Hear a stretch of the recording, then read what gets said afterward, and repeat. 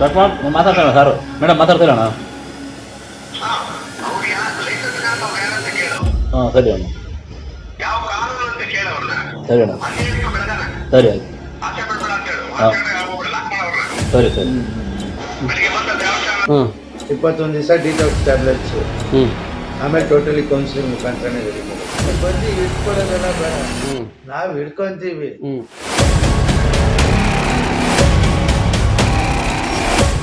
ನೀವು ಇಲ್ಲಿ ನೋಡ್ತಾ ಇರುವಂತಹ ಚಿತ್ರಣ ಕುಡಿತ ಚಟವನ್ನ ಬಿಡಿಸುವಂತಹ rehab centre, Right time foundation rehab centre.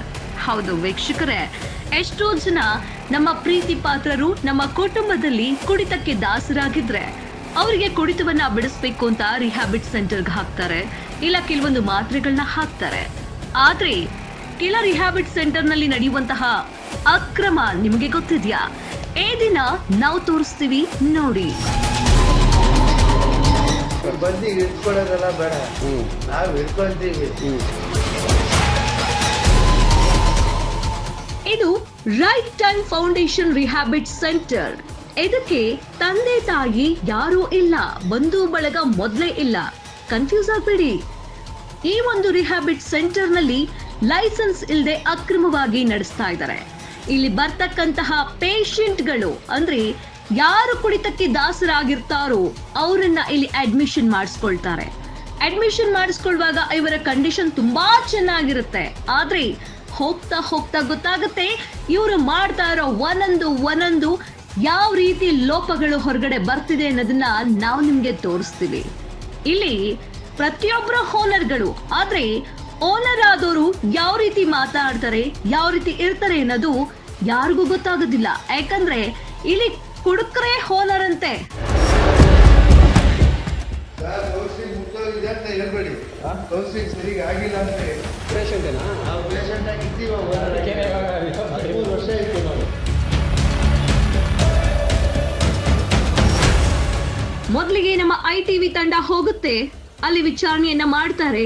ಯಾವ ರೀತಿಯಾಗಿ ಅಂದ್ರೆ ನಮ್ಮ ಬಳಿ ಒಬ್ಬ ಕುಡುಕ ಪೇಷಂಟ್ ಇದ್ದಾರೆ, ಅವರನ್ನ ಇಲ್ಲಿ ಅಡ್ಮಿಷನ್ ಮಾಡಿಸ್ಬೇಕು.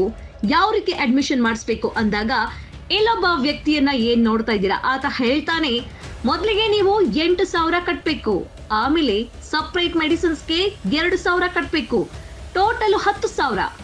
ಪ್ರತಿ ತಿಂಗಳು 8,000 ಕಟ್ಬೇಕು. ನೀವು ಸ್ಟಾರ್ಟಿಂಗು ನಿಮ್ಮ ವ್ಯಕ್ತಿಯನ್ನ ಅಡ್ಮಿಷನ್ ಮಾಡಿಸಿದಾಗ ಅಂದ್ರೆ ಪೇಷಂಟ್ ಅನ್ನ ಅಡ್ಮಿಷನ್ ಮಾಡಿಸಿದಾಗ 21 ದಿನ ನೀವು ಈ ಕಡೆ ಬರೋ ಹಾಗಿಲ್ಲ, ಅವರ ಸಂಪರ್ಕದಲ್ಲಿ ಇರಬಾರ್ದು. ಈ ರೀತಿ ಕಂಡೀಷನ್ ಅನ್ನ ಹಾಕ್ತಾರೆ. ಅದಾದ ನಂತರ ಬೇರೆ ರೀತಿಯಾದ ಕಂಡೀಷನ್ಸ್, ಯಾವ ರೀತಿಯಾದ ಕಂಡೀಷನ್ಸ್ ಅನ್ನೋದ್ರ ಬಗ್ಗೆ ತಿಳಿಸ್ಕೊಡ್ತೀವಿ. ಹೀಗೆ ನೋಡಿ. 21 ದಿವಸ ಡಿಟಾಕ್ಸ್ ಟ್ಯಾಬ್ಲೆಟ್ಸ್, ಆಮೇಲೆ ಟೋಟಲಿ ಕೌನ್ಸಿಲಿಂಗ್ ಮುಖಾಂತರನೇ ರೆಡಿ ಮಾಡಿ ಕುಡಿತವನ್ನ ಬಿಡಿಸುವ ಸಲುವಾಗಿ ನಿಮ್ಮ ಪ್ರೀತಿ ಪಾತ್ರರನ್ನ ಇಲ್ಲಿ ಅಡ್ಮಿಷನ್ ಮಾಡಿಸಿದಾಗ 21 ದಿನ ನೀವು ಆ ಕಡೆ ತಲೆ ಹಾಕೋಕಿಲ್ಲ. ನಂತರ ಬಂದಾಗ ಜಾಸ್ತಿ ಹೊತ್ತು ಅವರ ಬಳಿ ಮಾತನಾಡೋಂಗಿಲ್ಲ. 3 ತಿಂಗಳು ಕಂಪಲ್ಸರಿ ಅವರು ಇಲ್ಲೇ ಇರಬೇಕು. 3 ತಿಂಗಳ ಒಳಗಾಗಿ ನೀವೇನಾದ್ರೂ ಅವ್ರನ್ನ ಕರೆದುಕೊಂಡು ಹೋಗ್ತೀರಾ ಅಂದ್ರೆ 3 ತಿಂಗಳ ಫೀಸ್ ಕಟ್ಟಿನೇ ಕರೆದುಕೊಂಡು ಹೋಗ್ಬೇಕು. ಇದು ನಾವು ಹೇಳ್ತಾ ಇರೋದಲ್ಲ ರೀ, ಈ ಒಂದು rehab centre, Right time foundation rehab centre ನ ರೂಲ್ಸ್ ಅಂತೆ. ಆದ್ರೆ ಈ ರೂಲ್ಸ್ ಮಾಡ್ತಕ್ಕಂತ ಈ ವ್ಯಕ್ತಿಗಳಿಗೆ ಗೌರ್ಮೆಂಟ್ ಇಂದ ಇರ್ಬೇಕಾದಂತಹ ಲೈಸೆನ್ಸ್, ದಾಖಲೆಗಳು, ಸರ್ಟಿಫಿಕೇಶನ್ ಏನೇನೋ ಇಲ್ರಿ.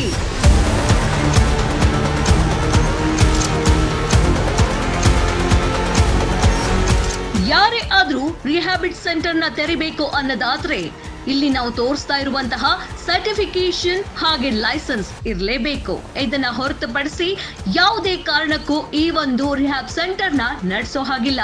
ಮೊದಲಿಗೆ ನಾವಿಲ್ಲಿ ನೋಡಬಹುದು ಈ ಮನಸ certification, KPME certification, drug control permission letter, ICRE certification, KPME certification of doctors, human rights, shop and establishment certification, labour licence.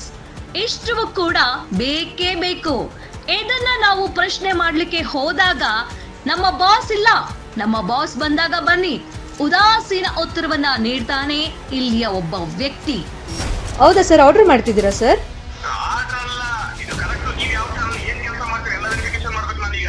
ಮಾಡಿ ಸರ್, ತೊಂದರೆ ಇಲ್ಲ, ಮಾಡಿ.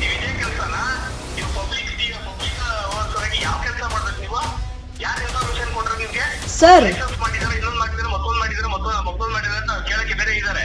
Okay sir. ಬೇರೆಯವ್ರು ಕೇಳಬೇಕಾ ಸರ್? ಬೇರೆಯವ್ರು ಕೇಳಬೇಕಾ ಸರ್?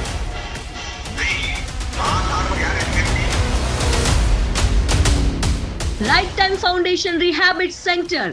ಈ ಒಂದು ಸೆಂಟರ್ನಲ್ಲಿ ಚಿಕಿತ್ಸೆ ಪಡೆಯುತ್ತಿದ್ದಂತಹ ವ್ಯಕ್ತಿ ಹೊರ ಬಂದ ನಂತರ ನಮ್ಮ ಬಳಿ ತಿಳಿಸ್ತಾರೆ, ಅಲ್ಲಿನ ಊಟದ ವ್ಯವಸ್ಥೆ ಸರಿ ಇಲ್ಲ, ಲೈಸೆನ್ಸ್ ಇಲ್ಲ, ಹೊಡಿತಾರೆ ಬಡಿತಾರೆ ಅಂತ. ಖಚಿತ ಮಾಹಿತಿ ಮೇರೆಗೆ ನಾವು ಅಲ್ಲಿಗೆ ಹೋಗಿ ಪ್ರಶ್ನೆಯನ್ನ ಮಾಡ್ತೇವೆ.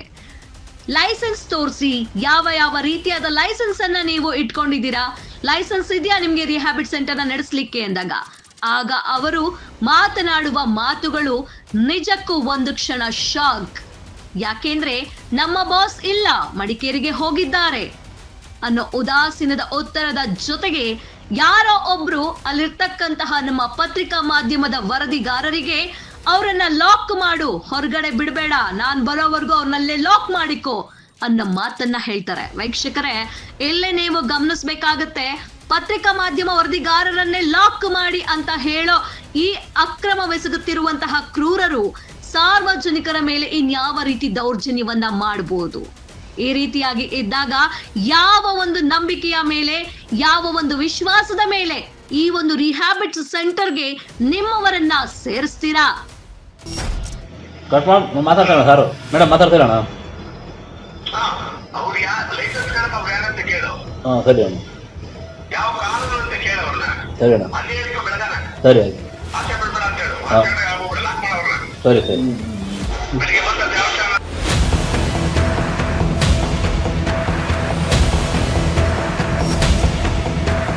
ನಂತರ ನಾವು ಪ್ರಶ್ನೆಯನ್ನ ಮಾಡ್ತೇವೆ. ನಾವು ಖಚಿತ ಮಾಹಿತಿ ಮೇರೆಗೆ ನಿಮ್ಮ ಬಳಿ ಕೇಳ್ತಾ ಇದ್ದೇವೆ, ನಿಮ್ಮ ಬಳಿ ಲೈಸೆನ್ಸ್ ಇದ್ರೆ ತೋರಿಸಿ, ನಾವು ಮುಂದೆ ಮಾತನಾಡೋದಿಲ್ಲ, ಹೀಗೆ ಹೋಗ್ತೀವಿ ಅಂತ. ಆದ್ರೆ ಅವರು ನೀಡುವಂತಹ ಉತ್ತರ, ನಿಮಗ್ ಯಾಕೆ ನಾವು ತೋರಿಸ್ಬೇಕು, ಅಲ್ಲೇ ಲಾಕ್ ಮಾಡ್ಕೊ, ಅವ್ರನ್ನ ಬಿಡಬೇಡ ಅನ್ನೋ ಮಾತನ್ನ ಹೇಳ್ತಾರೆ. ನಮ್ಮ ಪತ್ರಿಕಾ ಮಾಧ್ಯಮದ ವರದಿಗಾರರಿಗೆ ಧಮಕಿಯನ್ನ ಹಾಕ್ತಾರೆ. ನಂತರ ನಮ್ಮ ITV ಕನ್ನಡ ನ್ಯೂಸ್ ಸೀದಾ 112ಗೆ ಕರೆಯನ್ನ ಮಾಡಿ ಹೊಯ್ಸಳವನ್ನ ಕರೆಸ್ತಾರೆ. ನಂತರ ವಿಚಾರಣೆಗೆ ಮುಂದಾಗ್ತಾರೆ. ಇವ್ರು ಮಾತ್ರ ತೋರಿಸ್ಬೇಕು. ಲೈಸೆನ್ಸ್ ಕಾರಣ ನೀವೇ ಯಾರ್ರಿ? ಹಲೋ, ಮಾತಾಡ್ಲಿ ಬಿಡಿ.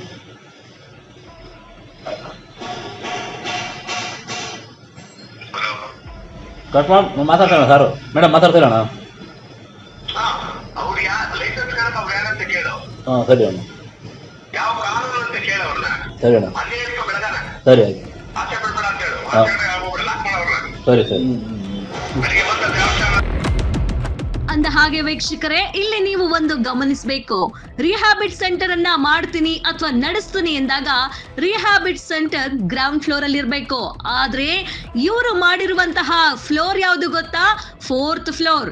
ಇದನ್ನ ಪ್ರಶ್ನೆ ಮಾಡಿದ್ರು ಕೂಡ ಲಿಫ್ಟ್ ಇದೆಯಲ್ಲ, ಲಿಫ್ಟ್ ಅಲ್ಲಿ ಕರ್ಕೊಂಡ್ ಬರ್ತೀವಿ ಅನ್ನೋ ಮಾತನ್ನು ಸಹ ಹೇಳ್ತಾರೆ. ಜೊತೆಗೆ ನಮ್ಮ ಪತ್ರಿಕಾ ಮಾಧ್ಯಮದವರು ಪ್ರಶ್ನೆಯನ್ನ ಮಾಡ್ತಾರೆ, ಸರ್ ಒಂದು ವೇಳೆ ತುಂಬಾ ರೊಚ್ಚಿಗಿದ್ರೆ ಏನ್ ಮಾಡ್ತೀರಾ, ಹೊಡೆಯೋದು ತಪ್ಪು ಅಲ್ವಾ ಪೇಷಂಟ್ಗಳಿಗೆ ಅಂದಾಗ, ಹೊಡೆಯೋದು ತಪ್ಪು, ಆದ್ರೆ ಏನು ಮಾಡಕ್ಕಾಗಲ್ಲ, ಹೊಡಿಲೇಬೇಕು. ಇನ್ನು ಮಿತಿ ಮೀರಿದಾಗ ಟ್ಯಾಬ್ಲೆಟ್ ಹಾಕಿ ಮಲಗಿಸ್ಬಿಡ್ತೀವಿ. ಅಂದ್ರೆ ನಿದ್ರೆ ಮಾಡಿಸ್ತಾರ ಅಥವಾ ಚಿರ ನಿದ್ರೆಗೆ ತಳ್ತಾರ ಅನ್ನೋದೇ ಇಲ್ಲಿ ಯಕ್ಷ ಪ್ರಶ್ನೆ. 21 ದಿವಸ ಡಿಟಾಕ್ಸ್ ಟ್ಯಾಬ್ಲೆಟ್ಸ್, ಆಮೇಲೆ ಟೋಟಲಿ ಕೌನ್ಸಿಲಿಂಗ್ ಮುಖಾಂತರನೇ ರೆಡಿ ಮಾಡೋದು. ನೀಟ್ನೆಸ್ ಎಲ್ಲ ಇರಲ್ಲ. ಅವರನ್ನ ಹೊರಗಡೆ ಬಿಡಬೇಡ, ಲಾಕ್ ಮಾಡು, ಒಳಗಡೆನೆ ಲಾಕ್ ಮಾಡು, ನಾನ್ ಬರೋವರೆಗೂ ಹೊರಗಡೆ ಬಿಡಬೇಡ, ಹೊರಗಡೆ ಹೋಗ್ಬಾರ್ದು ಅನ್ನೋ ಮಾತನ್ನ ಹೇಳ್ತಕ್ಕಂತಹ ವ್ಯಕ್ತಿ ಲಾಯರ್ ಅಂತೆ. ಲಾಯರ್ ಆಗಿ ಮಾತನಾಡುವ ಮಾತೆ ಇದು. ಈ ರೀತಿ ದೌರ್ಜನ್ಯವನ್ನ ಪತ್ರಿಕೋದ್ಯಮದ ಮೇಲೆ ಎಸಗುತ್ತಾರೆ ಅಂದ್ರೆ ಇನ್ನು ಸಾರ್ವಜನಿಕರು ಯಾವ ಲೆಕ್ಕ? ಹಾಗಾದ್ರೆ ಈ ರಿಹ್ಯಾಬಿಟ್ ಸೆಂಟರ್ಗೆ ಬರೀ ಸಣ್ಣವರ ಕೈವಾಡವಿಲ್ಲ, ದೊಡ್ಡ ದೊಡ್ಡ ಕೈವಾಡವಿದೆ ಅನ್ನೋ ಪ್ರಶ್ನೆ ಕೂಡ, ಅನುಮಾನ ಕೂಡ ಈಗ ನಮ್ಮಲ್ಲಿ ಹುಟ್ಕೊಳ್ತಾ ಇದೆ.